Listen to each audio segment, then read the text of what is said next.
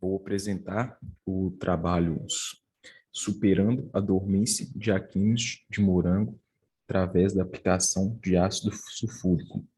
É o trabalho de autoria do Agostinho Genesco Leão, Leandro da Conceição Moreira, Vinícius Henrique Moreira, João Pedro Rocha Alves, Wallace Cordeiro Barroso, Andresa Aparecida Alves Campos, Soriana Gonçalves Ferreira de Melo e sua coordenação da professora Márcia Regina da Costa. Bom, o trabalho foi realizado no Núcleo de Estudos e Pesquisas Olerícolas, sob coordenação da professora Márcia Regina da Costa. Este trabalho faz parte do projeto de pesquisa do Programa de Pós-Graduação em Produção Vegetal da Universidade Federal dos Vales do Jequitinhonha e Mucuri.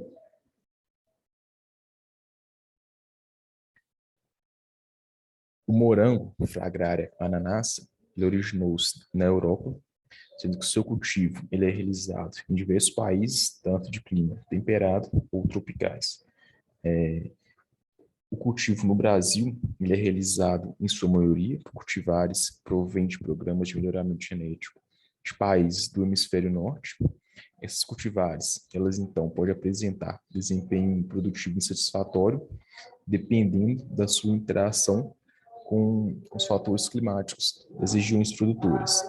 Então, é de extrema importância os programas de melhoramento genético nacionais para obter cultivares adaptadas e suprir a falta de genótipos adaptados, então, às condições locais. O morangueiro se propaga via sexuada ou assexuada. A propagação sexuada ela é indicada para a produção de mudas de morangueiro. Já a propagação sexuada se dá por meio de sementes denominadas de aquíneos, que são obtidas no cruzamento entre cultivares.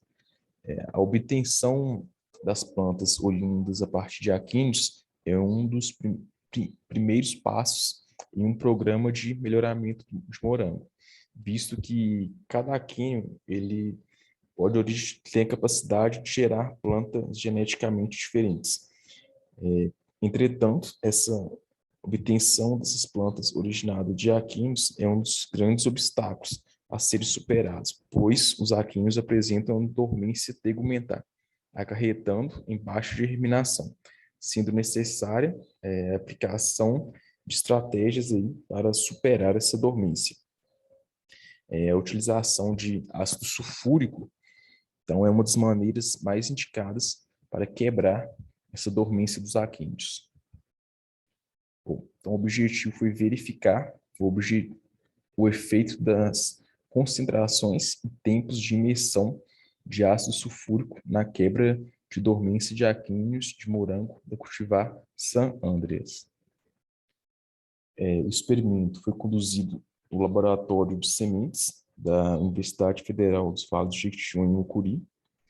O delineamento experimental utilizado foi inteiramente casualizado em esquema fatorial 4x2, sendo utilizado 4 concentrações do ácido sulfúrico a 0%, 21%, 25%, 50% e 98%, em períodos de tempo de imersão nessa solução, de tempos de 3 e 10 minutos, sendo obtido aí 4 repetições, com 25 aquíneos cada. Bom, os dados eles foram submetidos à análise de variância para identificar aí a diferença significativa pelo teste F. As médias dos tratamentos foram comparadas entre si pelo teste de Tukey a 5% de probabilidade. As características avaliadas foram porcentagem de plântulas normais, porcentagem de plântulas anormais, porcentagem de sementes dormentes e porcentagem de sementes mortas e o índice de velocidade de germinação.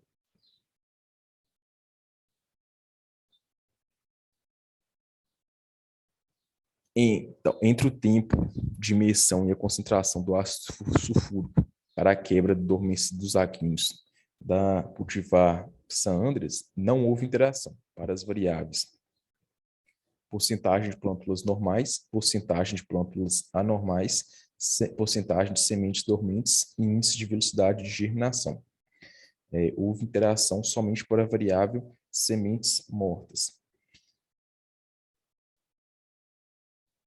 Então, para a variável, então, porcentagem de sementes mortas, o tratamento com concentração de 0% e tempo de medição de 3 minutos apresentou aí a maior porcentagem, em 29%, se diferindo das demais concentrações.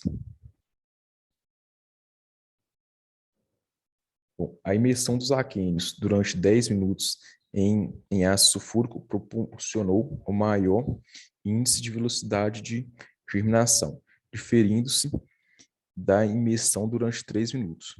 Para as demais variáveis, porcentagem de plântulas normais, porcentagem de plântulas anormais, porcentagem de sementes dormentes, não houve diferença estatística. Para o índice de velocidade de germinação, observou-se que os aquíneos que foram submetidos ao ácido sulfúrico na concentração de 98% apresentaram maior média, se diferindo estatisticamente das concentrações 0% e 25%. Então, para concluir, a escarificação com ácido sulfúrico, a concentração de 98% e tempo de imersão de 10 minutos para a quebra de dormência dos aquíneos de morango da cultivar San Andrés é eficiente.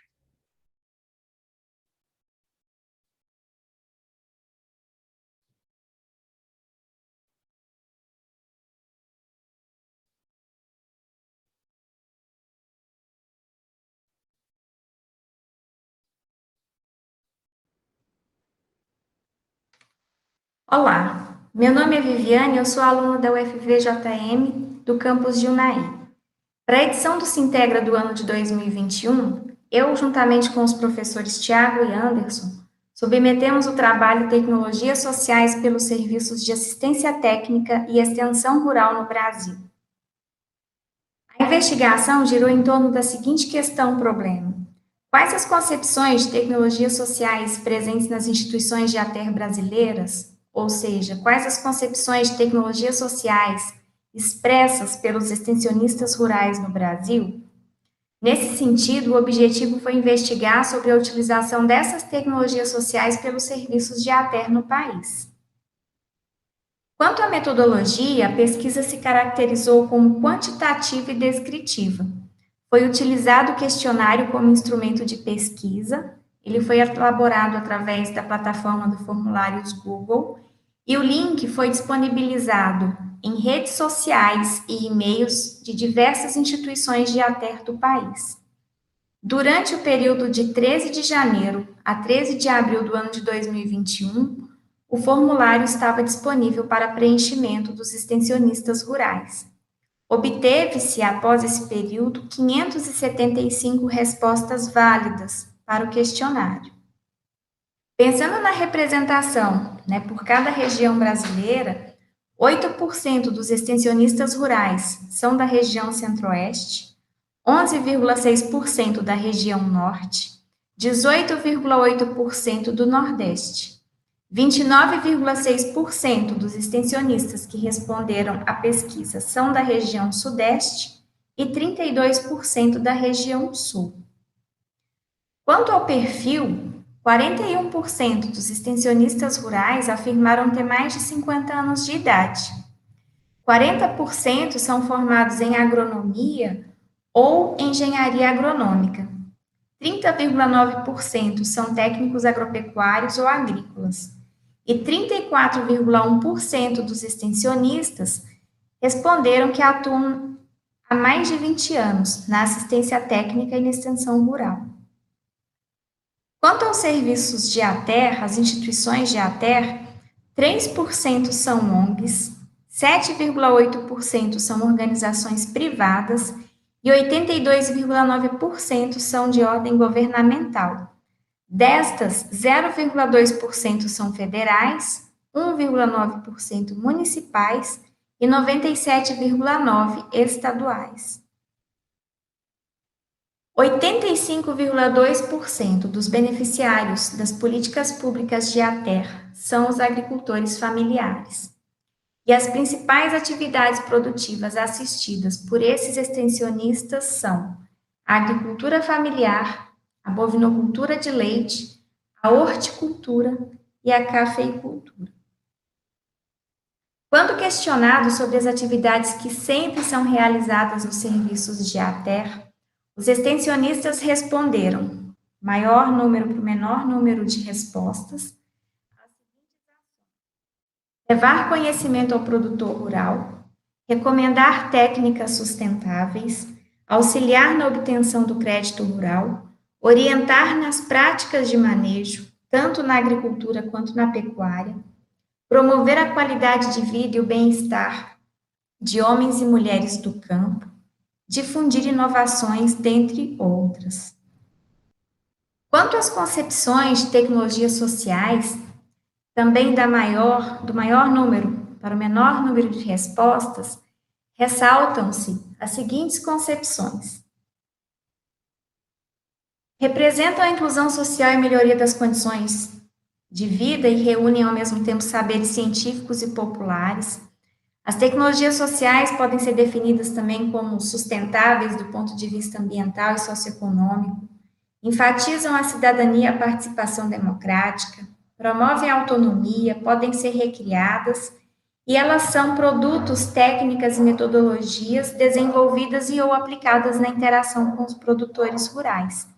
Todas essas concepções ou definições de tecnologias sociais, elas são coerentes com a teoria construída, em torno dessa categoria. As tecnologias sociais mais conhecidas pelos extensionistas rurais são os sistemas agroflorestais, a produção agroecológica integrada e sustentável, as fossas sépticas, as redes e feiras de economia solidária, as fontes protegidas do modelo Caxambu e as barraginhas para contenção de água da chuva. Os extensionistas rurais foram indagados quanto aos principais problemas enfrentados pelos produtores ou pelas comunidades atendidas. Citam-se aqui a comercialização da produção, a escassez de água, a assistência técnica, que é insuficiente, o acesso ao crédito rural, a recuperação ambiental, a produção de alimentos, a nutrição animal, dentre outros. Esses extensionistas, eles então foram arguidos se alguma tecnologia social foi empregada para resolver o problema anteriormente citado.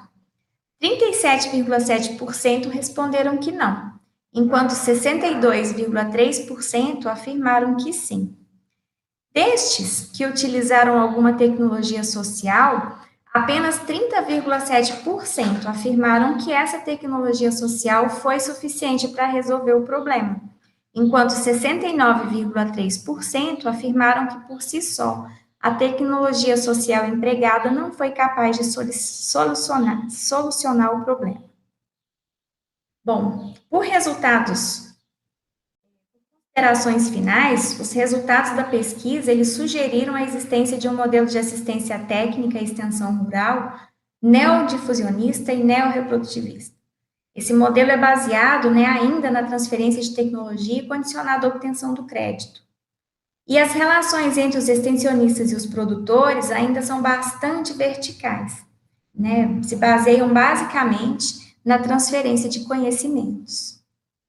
Por fim, nós agradecemos ao CNPq, através do PIBIT, pelo financiamento da pesquisa e à Pró-Reitoria de Pesquisa e Pós-Graduação. Obrigada.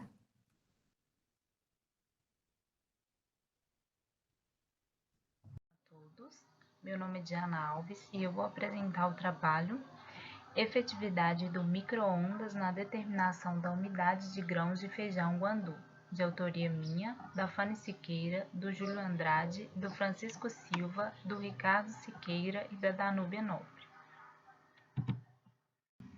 Feijão guandu, Cajanus cajã, é uma leguminosa pouco explorada comercialmente na produção de grãos e também pouco utilizada no consumo humano. Porém, pode ser que essa leguminosa adquira espaço em função da sua excelente composição, onde ela possui elevado valor nutritivo, alto teor de proteína e consideráveis teores de aminoácidos. Na cadeia produtiva de grãos, um ponto crítico é a umidade.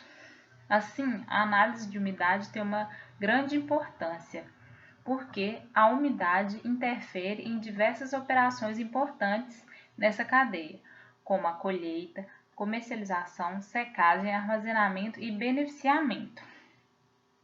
Assim, considerando esse ponto crítico, a disponibilidade de métodos precisos e rápidos para determinação de umidade tem fundamental importância.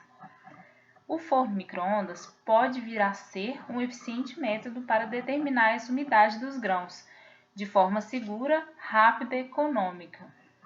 Dessa forma, considerando essa potencialidade do forno micro-ondas, em nosso trabalho buscamos testar a efetividade do forno micro-ondas na determinação de umidade do feijão guandu.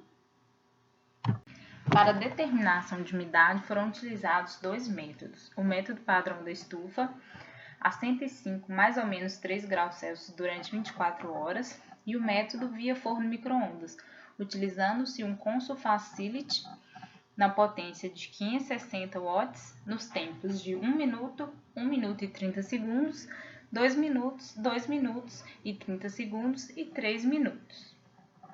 O experimento foi realizado em delineamento inteiramente casualizado, com 4 repetições de 10 gramas de sementes de feijão guandu em cada tratamento e método avaliado. Os dados obtidos nesse experimento foram submetidos à análise de variância e teste F. As médias para comparação entre o método padrão da estufa e o método do micro-ondas foram analisadas pelo teste de Dunnett a 5% de significância. Os diferentes tempos testados no micro-ondas foram comparados por regressão e para as análises estatísticas do experimento foi utilizado o software Genesis. Em relação aos resultados, pela tabela 1, podemos ver que o teor médio de umidade encontrado na estufa foi maior que os teores de umidade encontrados nos tempos testados no micro-ondas. O micro-ondas, em substituição à estufa, tem tido bons resultados em algumas pesquisas. Porém, no nosso estudo, não foi possível recomendar o uso do micro-ondas para nenhum dos tempos avaliados, porque não foi possível associar os dois métodos, porque houve diferença significativa entre os teores de água encontrados nos métodos. Assim, é necessário novos testes usando diferentes teores de água para os grãos, diferentes potências e tempos de exposição no micro-ondas. Também é importante mencionar que a composição química do grão e o teor de água influenciam no resultado da determinação de umidade pelo micro-ondas. O desprendimento da água grão é influenciado pela constituição do mesmo. E dessa forma, como o feijão guandu ele é rico em proteínas, ele tem ligações mais fortes com a água, o que pode ter sido responsável pelo resultado, sendo muito provável que os tempos testados não foram suficientes para a movimentação das moléculas de água. E assim, os teores de umidade encontrados foram muito baixos quando comparados ao da estufa. Em relação aos tempos testados no micro-ondas, na potência de 560 watts, foi possível notar que há uma elevada dependência entre as variáveis umidade e tempo. Como visto na figura 1, é possível notar que os teores de umidade eles crescem com o aumento do tempo de exposição ao micro-ondas. Isso nos indica que é necessário testar mais tempos para determinar o teor de umidade e compará-lo ao método da estufa, conseguindo associá-los e assim poder chegar a uma confiabilidade nos resultados obtidos pelo micro-ondas. Então, nos nossos resultados, não encontramos similaridades entre os tempos avaliados no micro-ondas com o método da estufa. Então, esses tempos, eles não podem ser indicados porque, para que um método de determinação de umidade seja confiável, é interessante que ele tenha similaridade com o método padrão da estufa, porque esse método ele tem grande eficácia. E também observamos no estudo que a umidade cresce com os tempos avaliados, concluímos que a constituição dos grãos de feijão guandu e os tipos de água presente no mesmo, sendo que a água mais interna é mais difícil de ser retirada, apresentaram dificuldade de remoção. Assim, mais uma vez, inferimos que é necessário testar mais tempo para a remoção dessa água. Como método de determinação de umidade via micro-ondas tem diversos pontos positivos, como redução no tempo de operação, redução nos custos, e levando em conta os resultados desse estudo, é ideal que seja realizado um novo estudo com adequações de novos tempos a serem avaliados para que se possa chegar a resultados similares ao método padrão da estufa e assim conseguir determinar um tempo onde tenha confiabilidade na utilização do micro-ondas para determinação de umidade de grãos. Obrigada pela atenção. Olá, meu nome é Andressa Cardoso de Almeida, sou estudante de agronomia e integrante do grupo de estudos NEP. Vou falar sobre o artigo Caracterização da diversidade genética em cultivares de morangueiro baseada em variáveis de pós-colheita, um projeto de pesquisa do Programa de Produção Vegetal da pós-graduação. O morangueiro intraespecífico Fragaria entre ananassa é a única planta classificada como hortaliça da família Rosaceae. Nos últimos anos, a cultura tem se evidenciado como hortaliças-fruto de destaque no Brasil e no mundo, sendo possível visualizar um aumento de demanda nos mercados locais. O cultivo do morango no Brasil é de aproximadamente 4.500 hectares por ano, sendo o maior produtor da América do Sul. A produção destinada ao comércio é feita por 12 estados brasileiros, sendo o maior produtor o estado de Minas Gerais, possuindo uma produção de aproximadamente 84 mil toneladas. O município de Datas, o local onde foi realizado o experimento, em 2020, teve posição de destaque em volume do fruto destinado ao Ceasa. A maior parte das cultivares utilizadas no Brasil são estrangeiras, não são desenvolvidas para as condições ambientais do país. Por isto, é de suma importância avanços e incentivos voltados a pesquisas na área de melhoramento genético. Para se iniciar um programa de melhoramento genético, é necessário realizar o cruzamento entre materiais distintos para a geração de materiais diversificados. Dessa maneira, para a identificação dos melhores cruzamentos, o ideal é que haja uma maior diversidade genética entre os indivíduos. Desse modo, é imprescindível programas destinados à pós-colheita, pois é através desta que é possível observar a qualidade dos frutos obtidos nesses cruzamentos. O objetivo do trabalho foi estimar a diversidade genética entre cultivares de morangueiro através de variáveis de pós-colheita, a fim de propor cruzamentos entre estas cultivares. Para a realização dos cruzamentos, foram utilizadas 7 cultivares de morango que são usadas comercialmente em todo o território nacional. São elas a Camarosa, Dover, Festival, Monterey, Oso Grande, San Andreas e Tudela.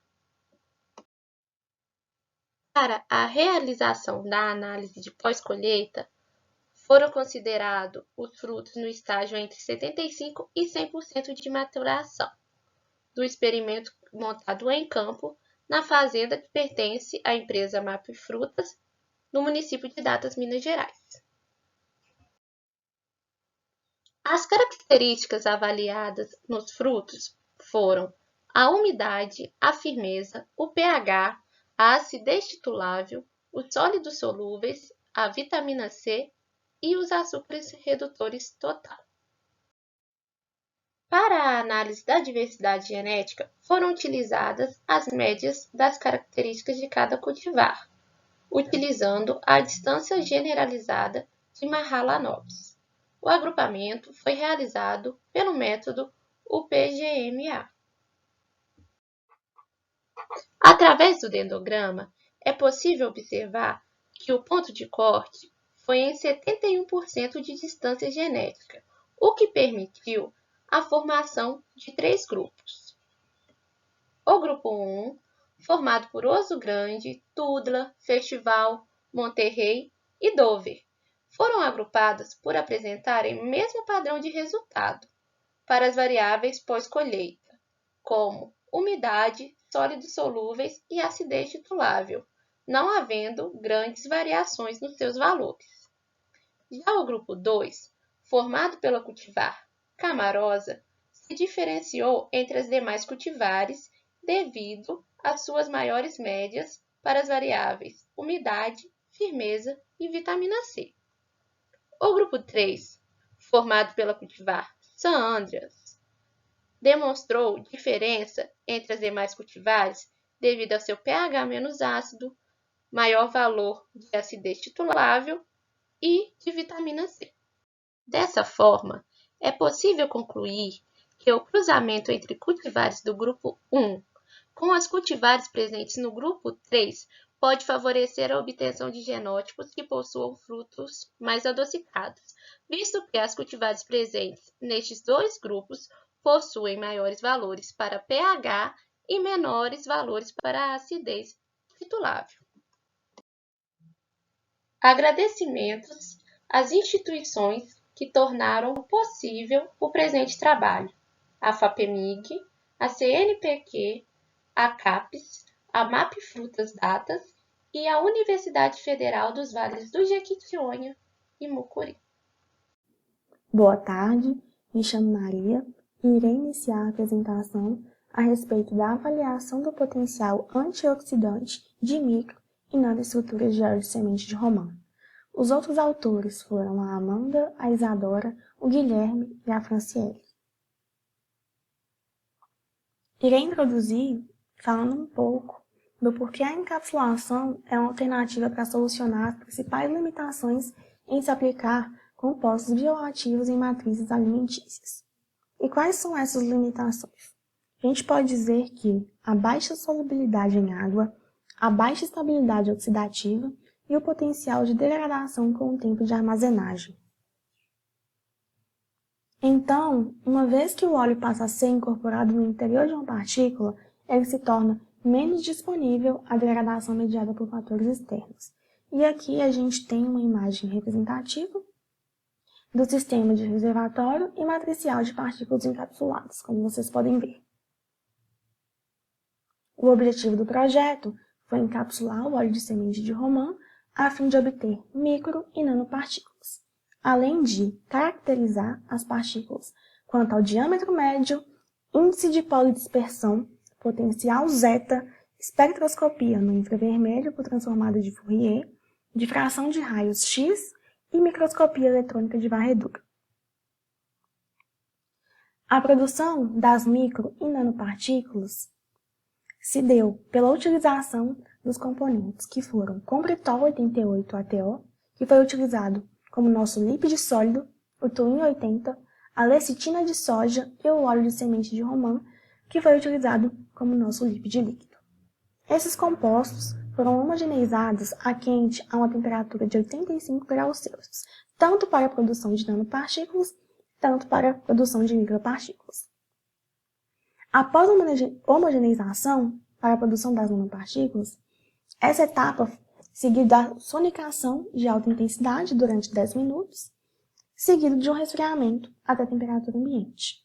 Já para a produção das micropartículas, a etapa de homogeneização foi seguida de uma etapa no ultratúrax por 10 minutos, após também foi efetivado o resfriamento até a temperatura ambiente. Temos uma imagem de comparação dos carreadores lipídicos de NLC e NLS ao lado. Além disso, foram produzidas formulações com 5% de lípidos totais, com variações nas proporções de 4:1 e de 1:1 entre o compritol e o óleo de semente de romã. Para a caracterização das partículas, as formulações foram divididas em NLS, nanopartículas lipídicas sólidas, NLC, carreadores lipídicos nanoestruturados, MLS, micropartículas lipídicas sólidas e MLC, carreadores lipídicos microestruturados. Temos também uma representação dos tipos de nanocarreadores. E estão em destaque os nanocarreadores utilizados nesse projeto, que foi as nanopartículas lipídicas sólidas e os carreadores lipídicos nanoestruturados. E como resultado, obtivemos que as formulações de nanopartículas de NLS e de NLC de 4:1 e de 1:1 obtiveram valores de índice de polidispersão que caracterizaram as partículas como homogêneas e monodispersas, e com diâmetro médio na faixa de 308 a 325 nanômetros. Já as formulações de micropartículas de MLS e MLC de 4:1 e de 1:1 apresentaram morfologia esférica e diâmetros na faixa de 9,45 a 10,84 nanômetros.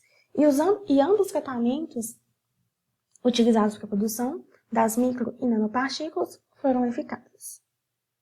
Obtivemos também que, em módulo, o potencial zeta apresentou valores altos para todas as formulações, e isso indica uma alta estabilidade das suspensões. Já na análise de FTIR, a gente obteve que o aquecimento até 85 graus Celsius, que envolveu a etapa de fusão do líquido sólido e emulsificação, não alterou as características do óleo. E os espectros no infravermelho puderam indicar a compatibilidade entre os componentes das formulações e uma encapsulação satisfatória na matriz lipídica. Na análise de DRX, a gente pôde determinar a presença de picos semelhantes ao do compritol, mas com intensidade menores. Isso indicou a presença de uma trama lipídica menos ordenada, consequentemente, demonstrou uma encapsulação do óleo bioativo. Com isso, podemos concluir que a incorporação do óleo de semente de romã em micro e nanocarreadores se mostrou efetiva, embora estudos acerca do teor de encapsulação, propriedades técnicas e análise de capacidade antioxidante dos carreadores lipídicos sejam necessários. E esses estudos são necessários para a gente fazer uma aplicação mais direcionada, inclusive caso essas aplicações de micro e nanocarreadores sejam para produção e desenvolvimento de embalagens ativas biodegradáveis. Aqui são as referências utilizadas e meus agradecimentos. Muito obrigada.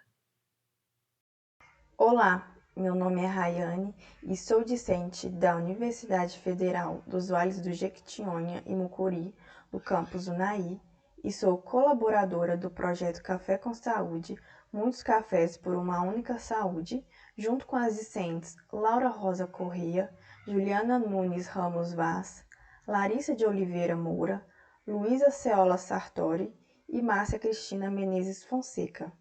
Juntas, somos orientadas pela professora Soraya de Araújo Diniz. O projeto de extensão Café com Saúde foi criado no ano de 2021, na UFVJM do campus Unai, com o intuito de amenizar os impactos que a pandemia vem causando por meio do distanciamento social.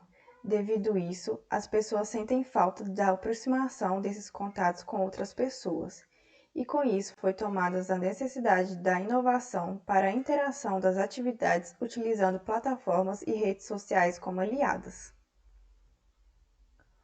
O projeto ele tem como objetivo aprofundar e compartilhar para o público externo do conhecimento obtido por meio do ensino e pesquisa desenvolvidos pelo grupo através da realização de rodas de conversas, palestras e criações de conteúdo educativo sobre as diversas áreas da saúde única.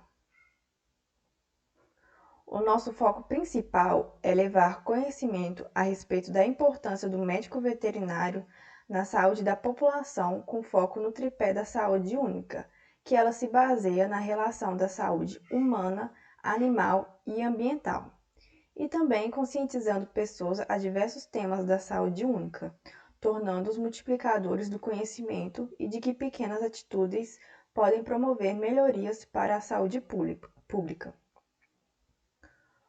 O projeto ele tem como público-alvo os alunos da graduação do curso de Medicina Veterinária do ICA, além da comunidade geral, tanto interna quanto externa da universidade.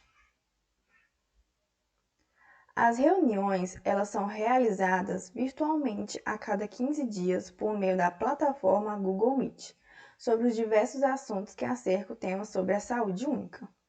Alguns temas discutidos nas reuniões foram a violência contra a mulher, onde nós tivemos o debate sobre o quanto a mulher sofre independente do ambiente diversos tipos de violência, como física e psicológica.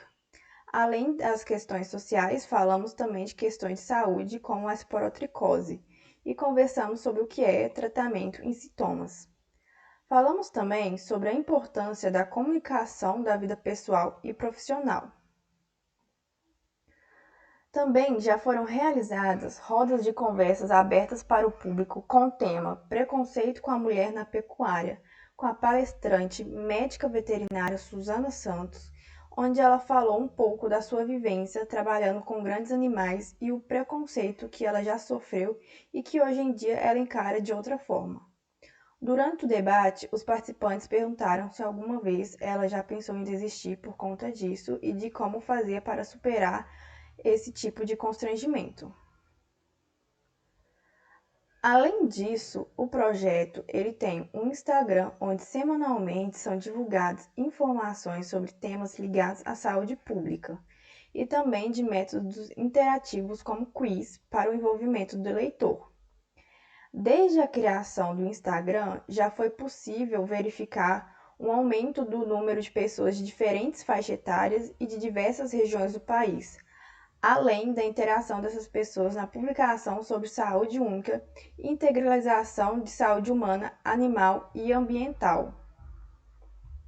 E com isso, podemos concluir que o uso da publicação nas redes sociais permite que as pessoas tenham um alcance maior às informações de forma didática e de fácil acesso através do conhecimento que acerca a saúde única e suas diversas áreas de atuação. Além do mais, apresentou formas de descontração durante a pandemia entre os colaboradores para o crescimento pessoal quanto profissional.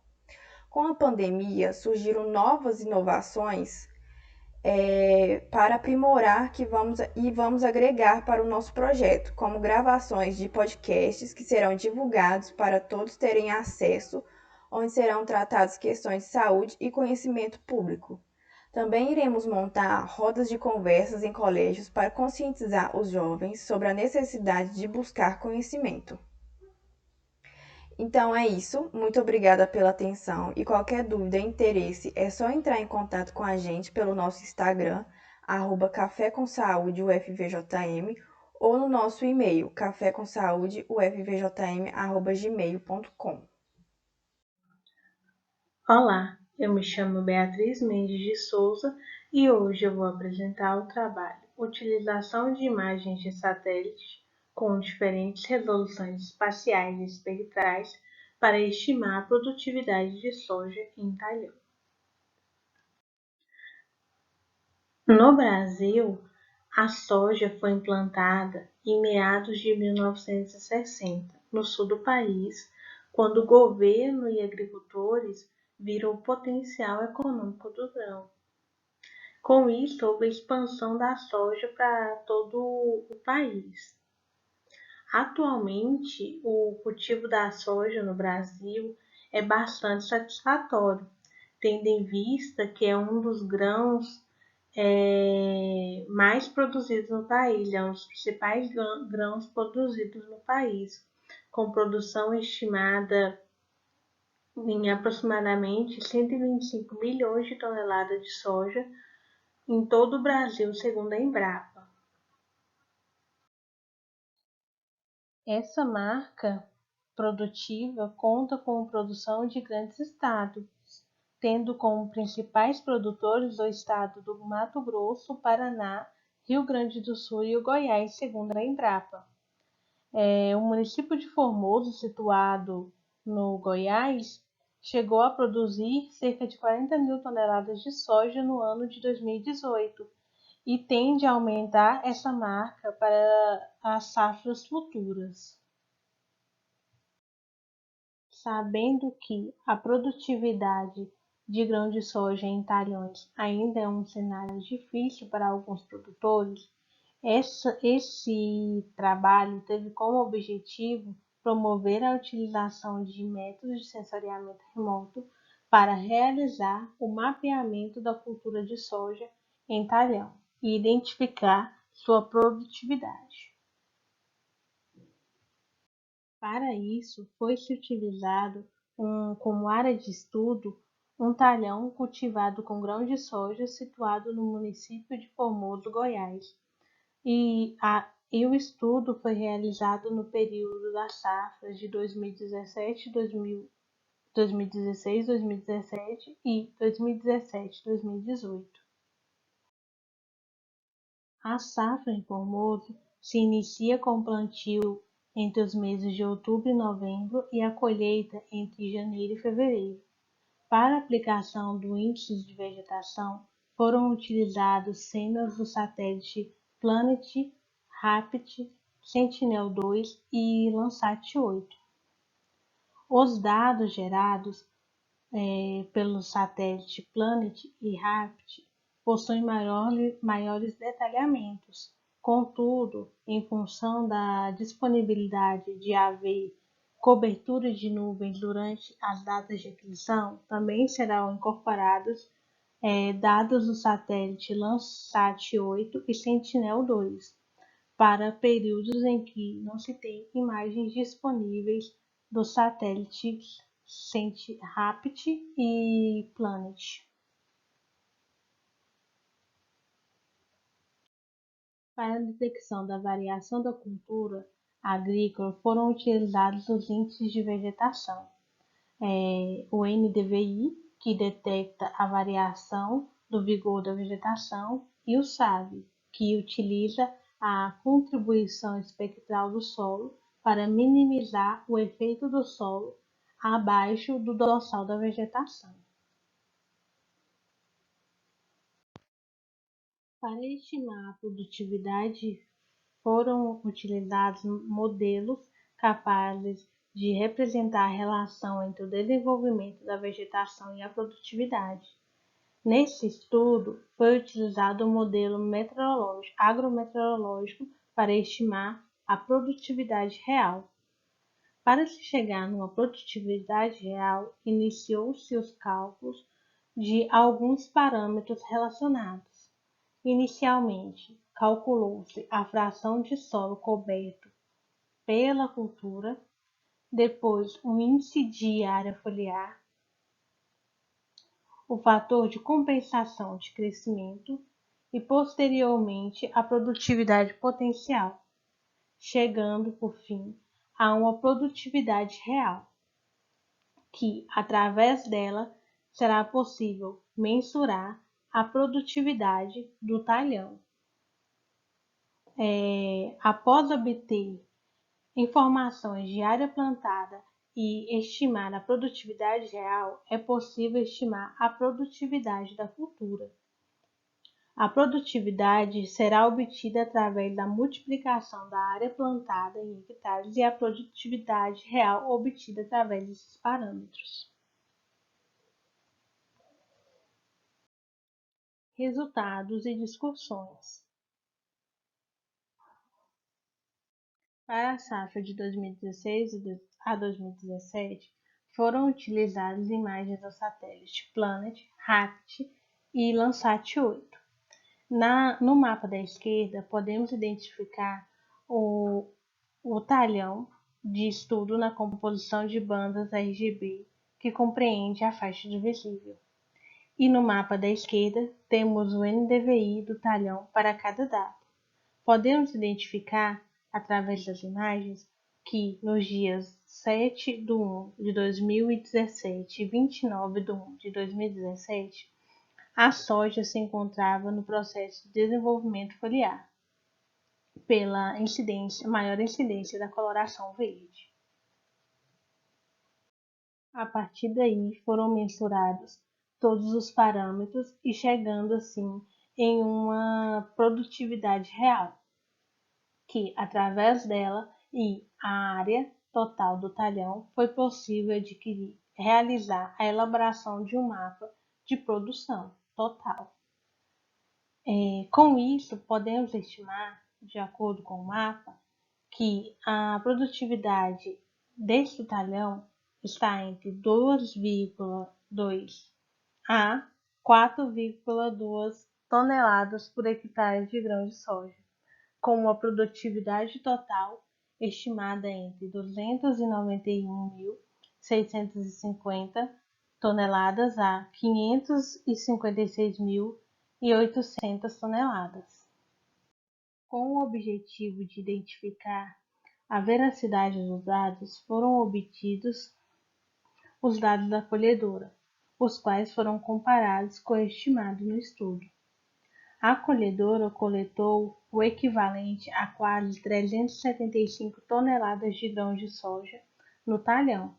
Com isso, podemos notar que o método de estimativa de produtividade desenvolvido no estudo apresenta dados satisfatórios comparados com os dados da colhedora.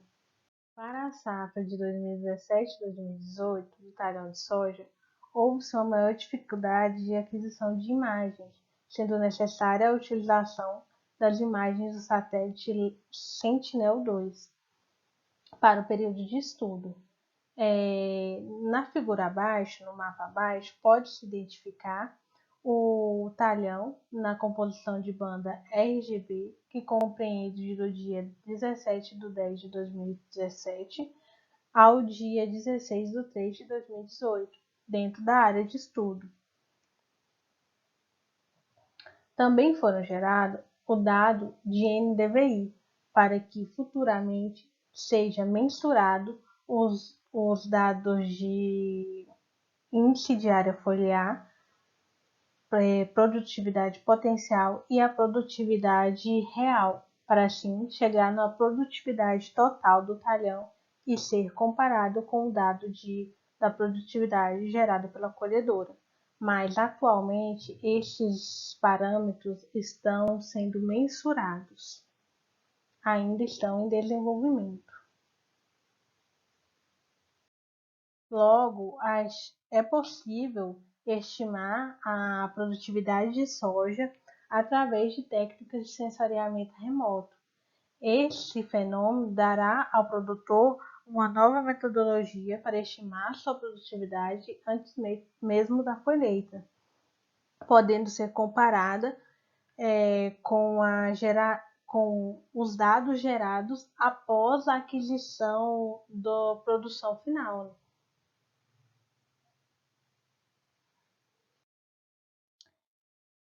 Por fim, eu gostaria de agradecer ao Programa Institucional de Iniciação de Desenvolvimento Tecnológico e Inovação do Conselho Nacional de Desenvolvimento Científico e Tecnológico e também ao UFVJM. Olá, eu sou Olavo Augusto Amorim Araújo, graduando da Engenharia Florestal pela Universidade Federal dos Vales de Jequitinhonha e Mucuri. O meu projeto de pesquisa é intitulado Modelagem do Método BDQ por Programação Linear. Como orientador e coordenador desse projeto, a gente tem o Eric Bastos e como coautora a Maria Luísa.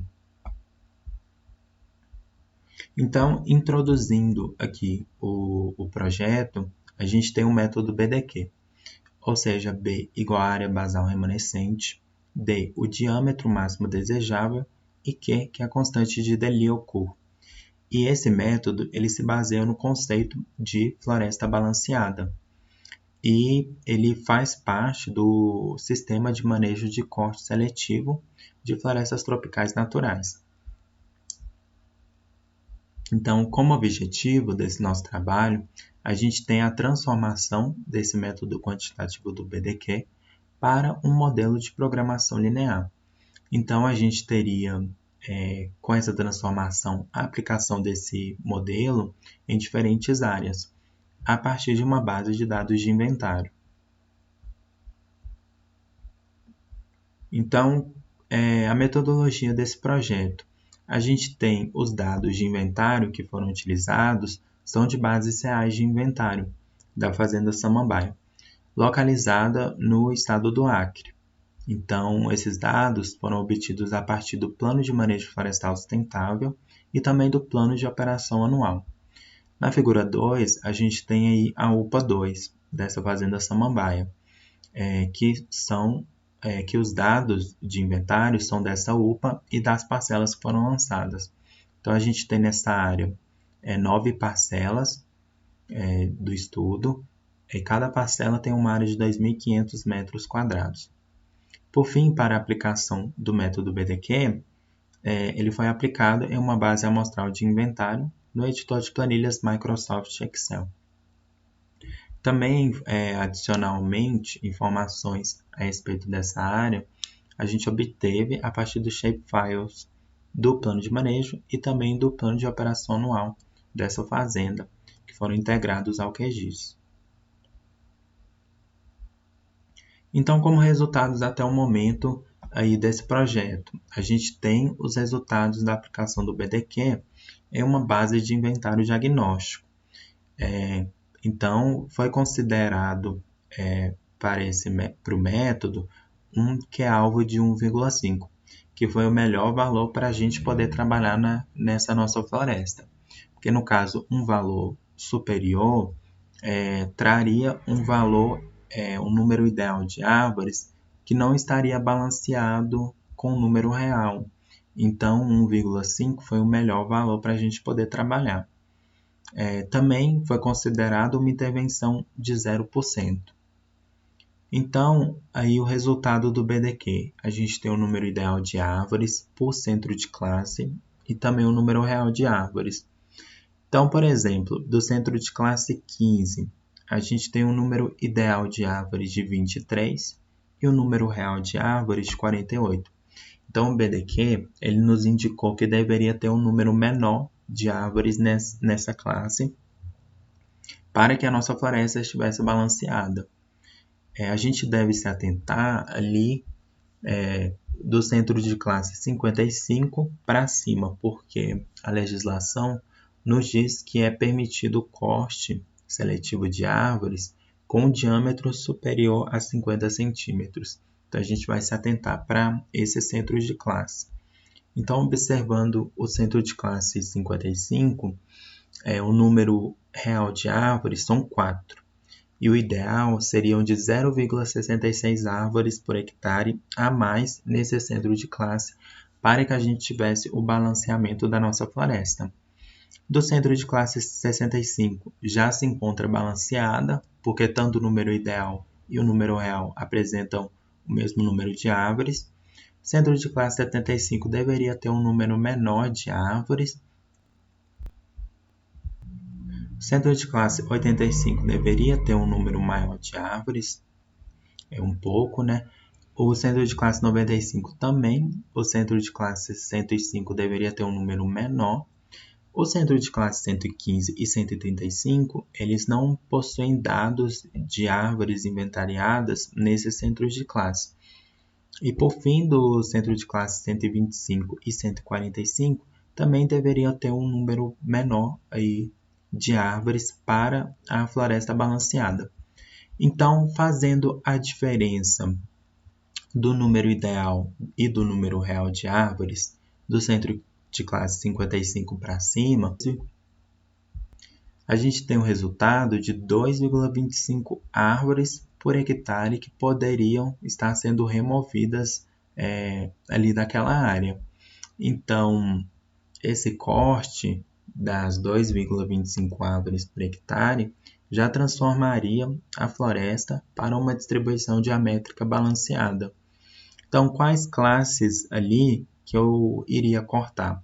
Seria, no caso, as classes que já apresentam um número maior de árvores do que o ideal proposto pelo método.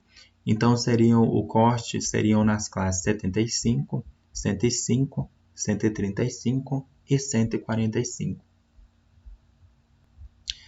Portanto, esse resultado, dependendo do volume dessas árvores que podem ser cortadas, esse número de árvores que pode ter sua remoção, eu já conseguiria ter a produção aí esperada. E também a floresta equilibrada e balanceada sem a intervenção na floresta. E era isso o resultado do projeto até o momento. Eu deixo meus agradecimentos a todos vocês que estão assistindo e também meu agradecimento ao CNPq e também à FAPEMIC para o desenvolvimento desse projeto. Então, muito obrigado. Olá, meu nome é Júlio César, sou discente do curso de Agronomia da UFV-JM e estarei apresentando o nosso trabalho intitulado Determinação da umidade de grãos de aveia branca via micro-ondas. Este trabalho foi desenvolvido por mim, pela Fanny Charliane Siqueira, pela Diana Ribeiro Alves, pelo José Carlos Barbosa dos Santos e pelos professores Francisco Charles dos Santos Silva, Ricardo Siqueira da Silva e Danúbia Aparecida Costa Nobre. A aveia branca, cujo nome científico é Avena sativa, é uma gramínea amplamente utilizada na panificação e apresenta altos teores de fibra alimentar relacionados à redução dos níveis de colesterol e de doenças coronárias, o que justifica o interesse dos consumidores. E é notável um leve aumento na área cultivada com a espécie, devido ao favorecimento das condições climáticas, com aumento da produção de culturas de inverno. O alto teor de água pode afetar a qualidade dos grãos, não só no período de armazenamento, mas também durante as operações de beneficiamento, dificultando muitas vezes o manejo.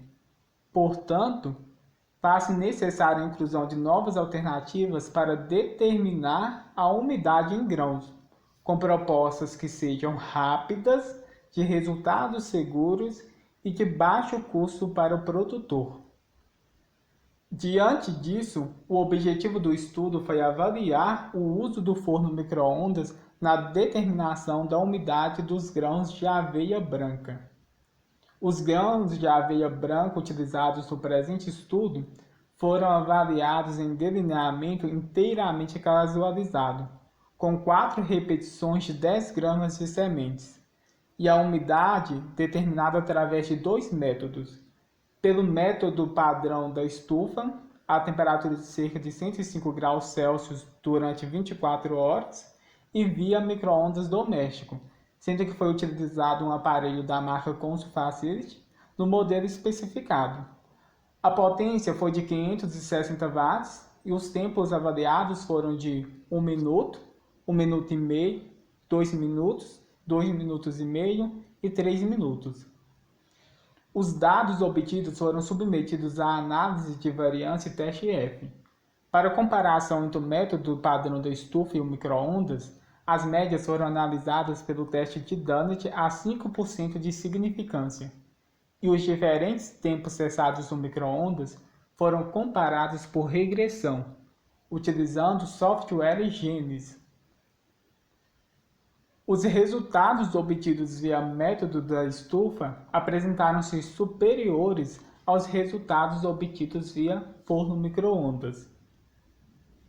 De acordo com a tabela 1, não foi possível recomendar o uso do forno micro-ondas para qualquer um dos tempos avaliados.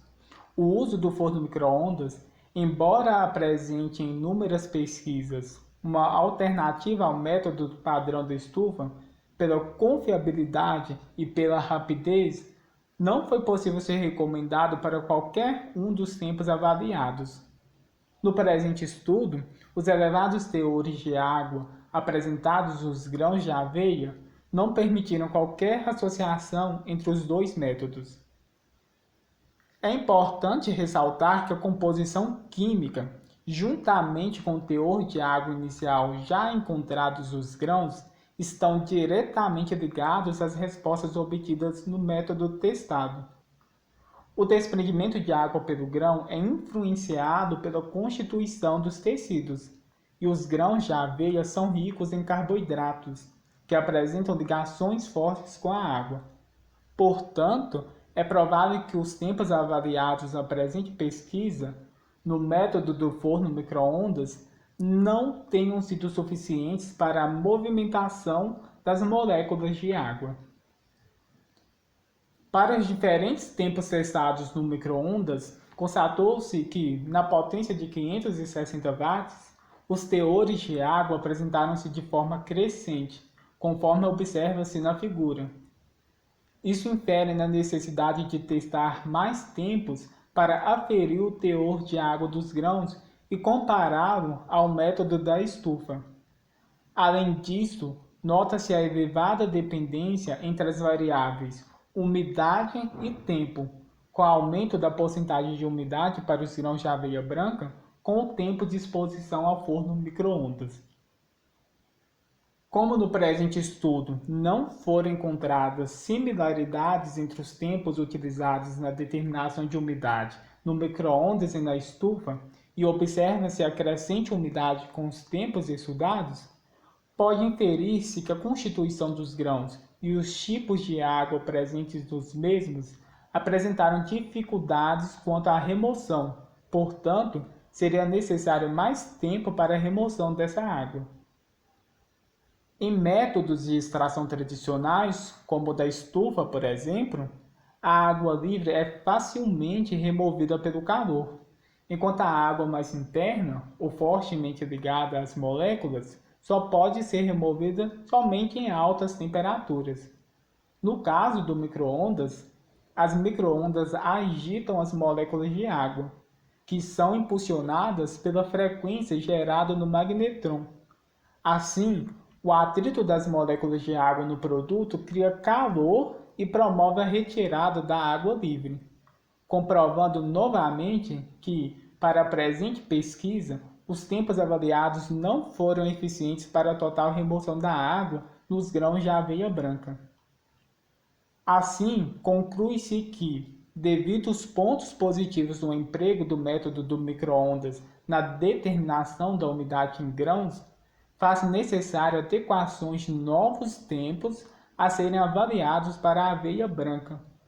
Portanto, são cruciais novos testes com diferentes teores de água para os grãos estudados, bem como maiores tempos de exposição dos grãos ao forno micro-ondas. Este foi nosso trabalho e obrigado pela atenção.